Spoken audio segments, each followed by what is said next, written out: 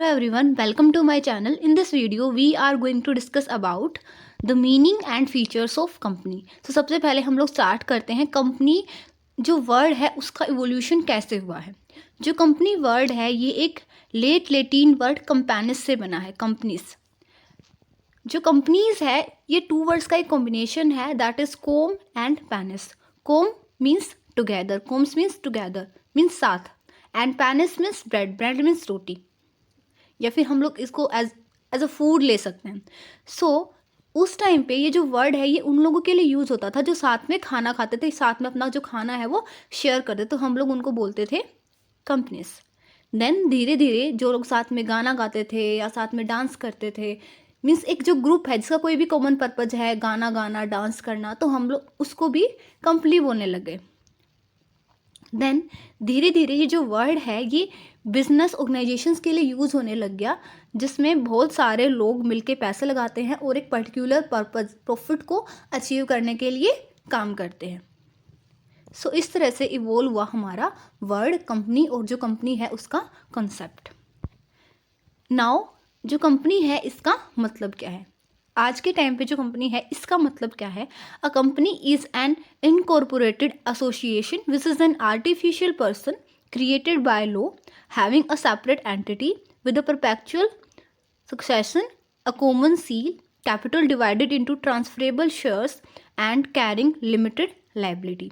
यहाँ पे जो ये वर्ड मैंने रेड कलर से हाईलाइट कर रखे हैं ये सबसे इम्पोर्टेंट है जो आपको हमेशा कंपनी की डेफिनेशन के अंदर इंक्लूड करने ही करने हैं। स्टार्ट करते हैं। कंपनी क्या है, एक इनकॉर्पोरेटेड एसोसिएशन है, मीन्स एक ऐसा एसोसिएशन है जो कि इनकॉर्पोरेटेड है, रजिस्टर्ड है। Which is an artificial person, means company क्या है, एक आर्टिफिशियल पर्सन है। कंपनी के भी कुछ राइट्स होते हैं, कुछ ड्यूटीज़ होती हैं। And which is created by law, जिसको हम थ्रू द लॉ क्रिएट करते हैं, मीन्स कोई भी सर्टेन लॉ, जैसे हमारे जो इंडिया है उसके अंदर कंपनीज एक्ट 2013 के अंदर जो है कंपनी क्रिएट होती है। Then having a separate entity means एक ऐसी एंटिटी है जो अपने ओनर से अलग है, डिफरेंट है। With a perpetual succession, perpetual succession का मतलब क्या है कि जिसके जो लाइफ है उसका जो स्पान है हमने डिटरमाइन नहीं कर रखा, मीन्स इसकी जो लाइफ है वो अनलिमिटेड है, ये एक गोइंग कंसर्न रहेगी। A common seal, common seal means company की क्या होती है, एक कॉमन सील होती है, इसका एक सिग्नेचर होता है काइंड ऑफ। ये जो सारी चीज़ें हम उसको आगे फीचर्स में डिस्कस करने वाले हैं। Then capital divided into transferable shares, जो कैपिटल होती है वो ट्रांसफरेबल शेयर्स के अंदर जो है डिवाइड होती है, मीन्स ओनरशिप जो है कंपनी की वो इजीली ट्रांसफ़र हो सकती है। एंड कैरिंग लिमिटेड लाइबिलिटी, और जो इसके मेंबर्स हैं, जो शेयर होल्डर्स हैं, उनकी जो लाइबिलिटी होती है वो लिमिटेड होती है। तो अगर हम जनरल बोलें तो जो कंपनी होती है ये बहुत सारे पर्सन्स का एक लीगल एसोसिएशन होती है। लीगल एसोसिएशन कब होगा, जब हम उसको रजिस्टर्ड कराएंगे। जो कंपनी जो होती है वो कुछ पर्सन्स का लीगल एसोसिएशन होती है जो अपनी कैपिटल को कंट्रीब्यूट करते हैं प्रॉफिट कमाने के मोटिव से। जो ये मेंबर्स होते हैं जो अपनी कैपिटल को कंट्रीब्यूट कर रहे हैं, उनकी जो लाइबिलिटी होती है वो लिमिटेड होती है, कंपनी डिफरेंट होती है, ये मेंबर्स एंड शेयर होल्डर्स जो हैं वो डिफरेंट होते हैं। कंपनी की लाइफ के ऊपर मेंबर्स और शेयर होल्डर्स की लाइफ का कोई भी इम्पैक्ट नहीं होता है, चाहे उनकी डेथ हो, चाहे वो इंसेन हो जाए, चाहे कुछ हो। Then let's go to the definition of company. जो कंपनी है उसकी डेफिनेशन हमें, अगर हम लेटेस्ट बात करें तो कंपनीज एक्ट 2013 के अंदर है, सेक्शन 2 सबसेक्शन 20 में। Company means a company incorporated under this act और any previous company law, means company क्या है, एक कंपनी है जो कि इनकॉर्पोरेट हुई है या तो कंपनीज एक्ट 2013 के अंदर या फिर किसी भी प्रीवियस कंपनी लॉ। जैसे इंडिया में पहले कौन सा लॉ था, कंपनीज एक्ट 1956, या फिर उसके अंदर या फिर उससे पहले कोई हो, बीच में कोई हो, किसी भी कंपनी लॉ के अंदर कोई भी कंपनी फॉर्मुलेट हुई है, that is a company. Now 1956 वाला जो एक्ट है उसमें डेफिनेशन क्या है, according to section 3 subsection 1, a company formed and registered under this act और एनी एग्जिस्टिंग कंपनी। एक कंपनी क्या है, एक कंपनी वो है जो कि फॉर्म हुई है और रजिस्टर हुई है या तो इस एक्ट के अंदर या फिर कोई भी पहले से एग्जिस्टिंग कंपनी है, वो एक कंपनी है। देन जो नेक्स्ट सेक्शन है वो जो नेक्स्ट क्लोज है वो क्या कहता है, close second, an existing company means a company formed and registered under any of the previous company law. Means existing company कौन सी है? वो कंपनी जो कि फॉर्म हुई, रजिस्टर हुई है किसी भी पहले वाले कंपनी एक्ट से, किसी भी पहले वाले कंपनी लॉ से। मीन्स ये बोल रहा है कि अगर 1956 से पहले भी अगर कोई कंपनी लॉ था तो उसके अंदर भी अगर कोई कंपनी बनी है, that is also a company. Now what are the features of company? Features of company आपके बहुत सारे हैं, यहाँ पे मैंने जनरल जो मेन फीचर्स हैं वो ही इंक्लूड करे हैं। तो सबसे पहला जो फीचर्स है वो कंपनी का, वो क्या है? Incorporated association. एक कंपनी क्या है? ये एक इनकॉर्पोरेटेड एसोसिएशन है। मींस जो कंपनी है उसको फॉर्मुलेट करने के लिए, कंपनी को बनाने के लिए हमें एक प्रोसेस करनी पड़ती है, उसको हम इनकॉर्पोरेशन की प्रोसेस बोलते हैं, जिसमें हमें बहुत सारे लीगल एक्टिविटीज़ करनी होती हैं, डॉक्यूमेंट्स वगैरह प्रिपेयर करने होते हैं, और जो अप्रोप्रिएट अथॉरिटी है उसके अंडर जो कंपनी है उसको रजिस्टर कराना होता है, जैसे हमारा ROC है। तो कंपनी क्या है? एक इनकॉर्पोरेटेड एसोसिएशन है। इसको हम ऐसे भी एक्सप्लेन कर सकते हैं कि जो कंपनी है वो एक लीगल एसोसिएशन है।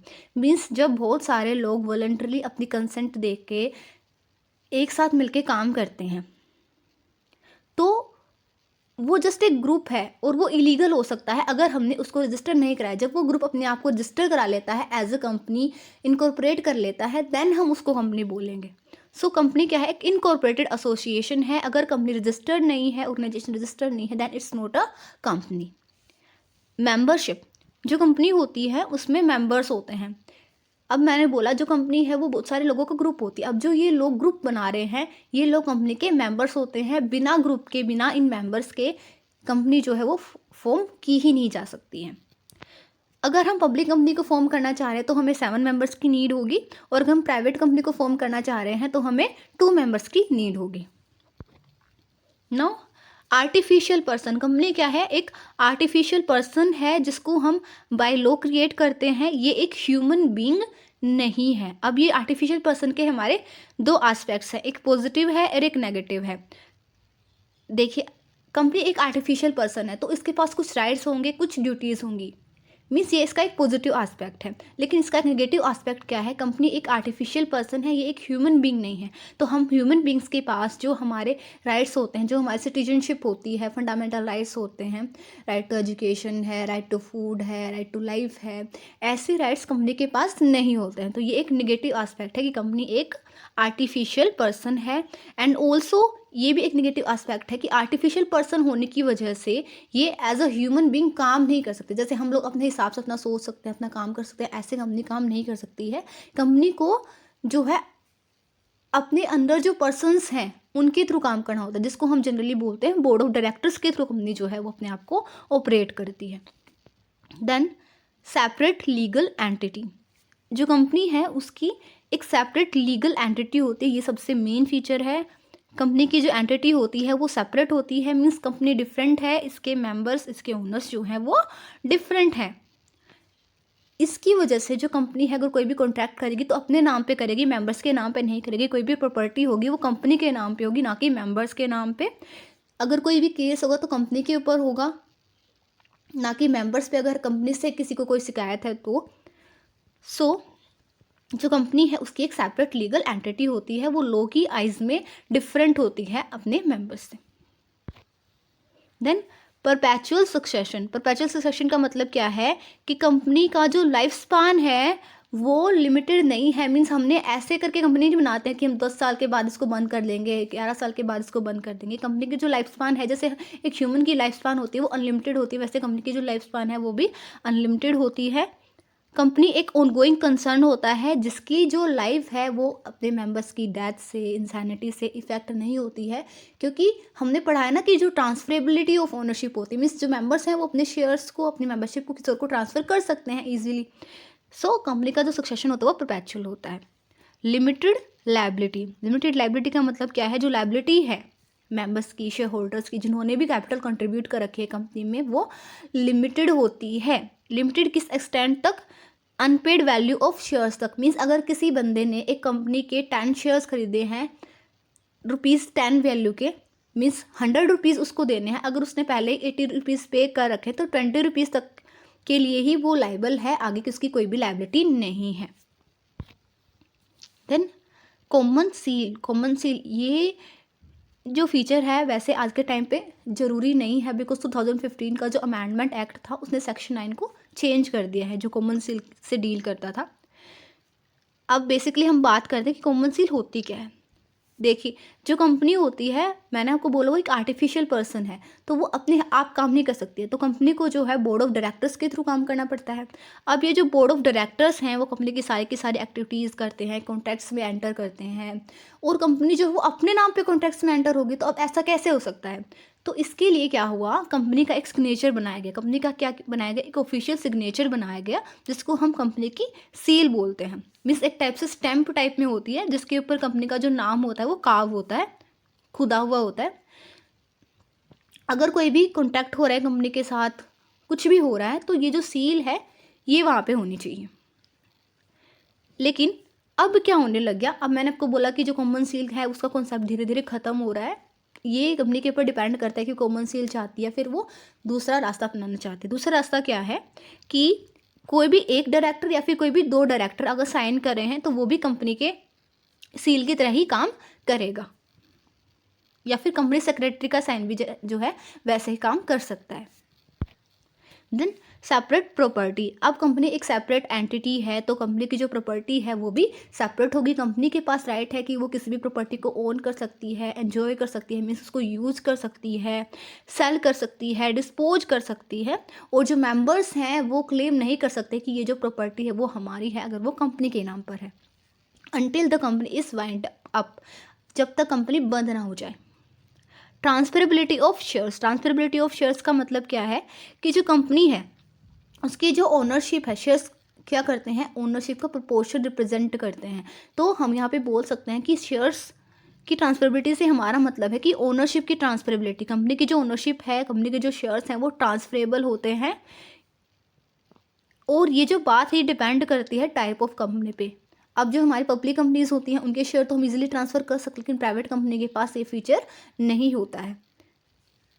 Then separation of ownership and management, जो कंपनीज होती हैं उनकी ओनरशिप और उनकी जो मैनेजमेंट होती है वो डिफरेंट होती है। अब हमें जो कंपनी होती है उनकी जो कैपिटल होती है वो डिवाइड होती है शेयर्स में, और शेयर्स बहुत सारे पर्सन खरीदते हैं, means number of share holders होते हैं। अब इतने सारे लोग मिल के एक ऑर्गेनाइजेशन को रन नहीं कर सकते, तो वो अपना एक रिप्रेजेंटेटिव बॉडी बनाते हैं जिसको हम बोलते हैं बोर्ड ऑफ डायरेक्टर्स, वो कंपनी को मैनेज करते हैं। तो जो हमारे शेयर होल्डर्स हैं, जो हमारे ओनर्स हैं वो डिफरेंट हैं, और जो हमारी मैनेजमेंट है वो डिफरेंट है। बट जो शेयर होल्डर्स हैं, जो ओनर्स हैं, वो भी डिसीजन मेकिंग में एक इम्पोर्टेंट रोल प्ले करते हैं, ये बात भी हमें ध्यान रखनी है।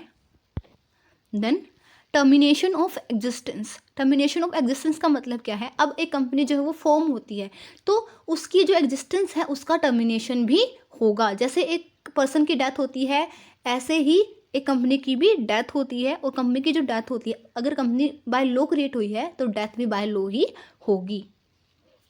कंपनी जो है वो किसी भी तरह से टर्मिनेट हो सकती है, वॉलंटरली भी टर्मिनेट हो सकती है, इनवॉलंटरी बाय कोर्ट ऑर्डर भी टर्मिनेट हो सकती है। इसके बहुत सारे प्रोसेसेस हैं, कई सारे तरीके हैं जिसके थ्रू हम कंपनी को जो है टर्मिनेट कर सकते हैं, लेकिन वो एक लीगल प्रोसेस के थ्रू ही होगा। Company is not a citizen, company एक सिटीज़न नहीं है। मैंने आपको बोला था कंपनी एक आर्टिफिशियल पर्सन है, एक ह्यूमन बींग नहीं है। अब सिटीज़न तो ह्यूमन बींग होता है, तो कंपनी कैसे सिटीज़न हुई। कंपनी एक एंटिटी है, लीगल है, बट एक सिटीज़न नहीं है। इसके पास किसी भी कोई भी सिटीजनशिप नाम की चीज़ नहीं होती है, बट ये जो एरिया है जिसमें ये काम करे, जिसमें ऑपरेट करी है, उस एरिया की ज्यूरिडिक्शन मीन्स उस एरिया की जो लीगल लॉज हैं, रेगुलेशंस हैं, उसके साथ इसको कंप्लाई करना पड़ेगा। मीन्स कंपनी को रूल्स रेगुलेशन, जो एरिया है जिसमें ये स्टे कर, जिसमें ये ऑपरेट करी है, रूल्स रेगुलेशन सारे मानने पड़ेंगे। लेकिन जैसे एक सिटीजन के राइट्स होते हैं, जैसे एक सिटीजन होता है, वैसा इसके साथ कोई भी बिहेवियर, कोई भी डील इसके साथ नहीं की जाएगी। Annual general meeting, annual general meeting ये भी एक इम्पॉर्टेंट फीचर आप इंक्लूड कर सकते हो कि जो कंपनी है उनको annual general meeting AGM hold करनी पड़ती है, जहाँ पे जो शेयर होल्डर्स होते हैं वो डिस्कस करते हैं कंपनी के मैटर्स, फाइनेंशियल जो रिपोर्ट्स हैं उनको चेक करते हैं, उनको देखते हैं, और जो की डिसीजंस होते हैं उनके ऊपर अपनी राय देते हैं और अपनी वोटिंग करते हैं। देन ऑडिट, कंपनीज़ को जो है अपनी प्रॉपर बुक्स बनानी होती हैं, अकाउंट्स की, फाइनेंशियल रिपोर्ट्स अच्छे से प्रिपेयर करनी होती हैं, और एक एक्सटर्नल ऑडिटर, देखो कंपनी के अपने इंटरनल ऑडिटर होते हैं जो उनके फाइनेंशियल स्टेटमेंट्स को चेक करते हैं। लेकिन अब इसकी ट्रांसपेरेंसी को अच्छे से हम कैसे चेक कर सकते हैं? जब कोई बाहर वाला बंदा चेक करे, तो एक्सटर्नल ऑडिटर से कंपनी को अपनी फाइनेंशियल स्टेटमेंट्स को चेक कराना होता है, वो उनको अप्रूव करेगा, ताकि जो कंपनी है वो ट्रांसपेरेंसी दिखा सके और ये दिखा सके कि वो अकाउंटिंग स्टैंडर्ड के साथ कंप्लाई कर रही है, अकाउंटिंग स्टैंडर्ड को अच्छे से फॉलो कर रही है। So thank you all, thank you for watching the video. If you like the video, don't forget to like, subscribe and comment on my channel.